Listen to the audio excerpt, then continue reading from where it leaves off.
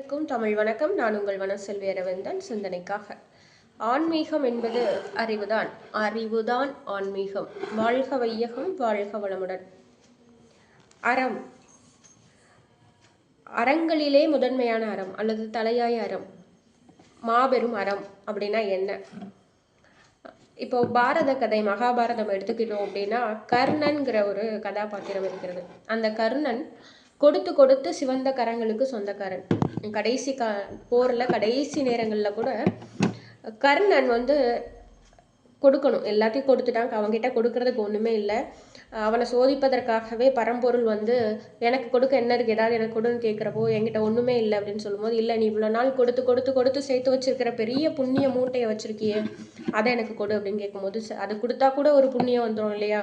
சேர்த்து வச்ச புண்ணியம் மொத்தத்தையும் கொடுக்கும்போது அதனால ஒரு புண்ணியம் வந்துருமே, அதையும் சேர்த்து நான் கொடுக்குறேன் அப்படின்னு சொல்லி கொடுத்து சிவந்த கரங்கள் கர்ணனுடையது. அவனுடைய பேர் கர்ணன். ஆனால் தர்மன் அப்படின்ற ஒரு கதாபாத்திரம் இருக்குது. அவர் பெருசாக கொடையெல்லாம் கொடுத்ததில்லை, எதுவுமே செஞ்சதில்லை, கொடுத்ததில்லை. ஆனால் அவருடைய பேர் தர்மன்.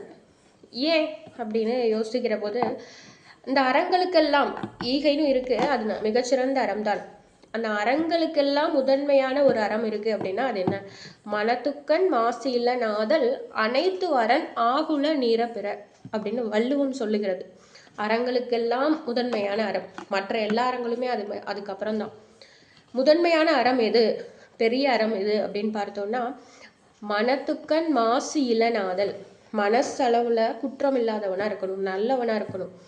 நம்ம பேச்சுவார்த்தையில சொல்லுவோம் இல்லையா, எறும்புக்கு கூட நான் துரோகம் நினைக்கல, நம்ம பேச்சுக்காக சொல்றோம்.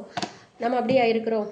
உண்மையாகவே மனசளவுல கூட யாருக்கும் எந்த கெடுதலும் நினைக்காமல் இருக்கிறவர்கள், அவர்கள் தான் அறத்தின் முதல் நிலையில இருக்கிறாங்க. அது முதல் நிலை. அதுக்கப்புறம் தான் மற்ற எல்லா அறங்களும் இருக்கு. அப்போ அறங்களில் முதன்மையான அறம் மனத்துக்கண் மாசு இளநாதல். மனசளவுல யாருக்கும் எந்த கெடுதலும் தீங்கும் நினைக்காதவர்கள்.